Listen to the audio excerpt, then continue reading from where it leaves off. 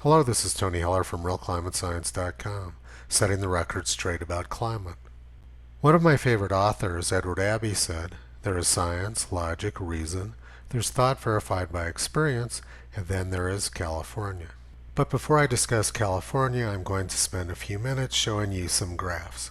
This is a graph of daily COVID-19 deaths in the United States.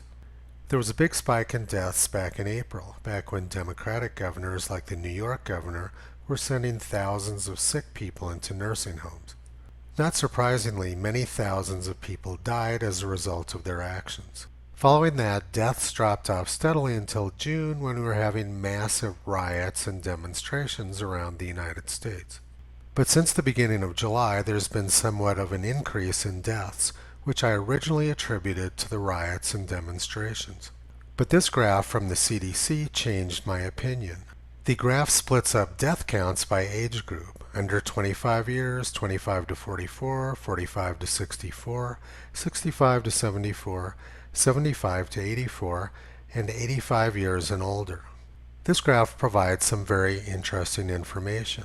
For age groups under 65 years old, death counts have been dropping.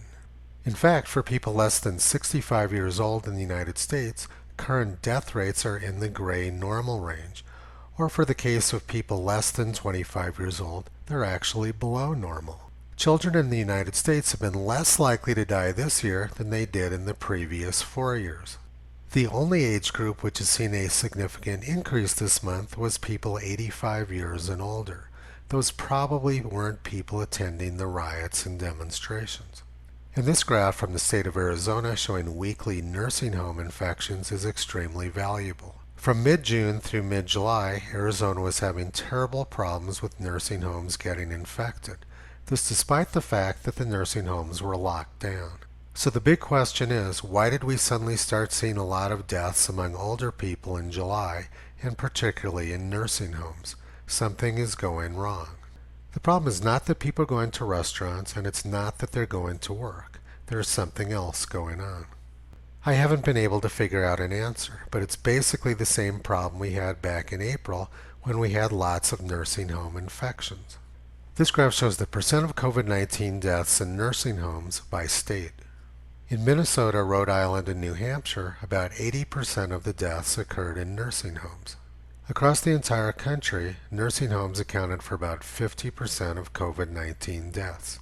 For total numbers of deaths, New Jersey topped the list with more than 7,500 deaths in nursing homes. This is particularly disturbing to me because my 100-year-old grandmother is in a nursing home in New Jersey. New York was not far behind with more than 6,000 deaths in nursing homes. The United States and many other countries have not done a good job protecting our nursing homes. But instead of focusing on the real problem, we've been focused on doing things like keeping people out of restaurants and keeping children from going to school. CDC data shows very clearly that children are at low risk from death from COVID-19.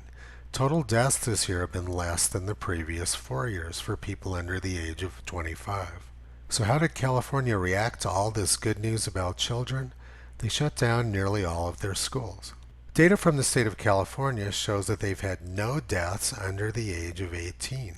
Additionally, scientific studies have shown that it's very rare for children to even transmit COVID-19 to anybody else. The entire country of Sweden never shut down their under 16 schools, and they've reported no problems as a result. We have lots of experimental evidence that it's safe to keep schools open.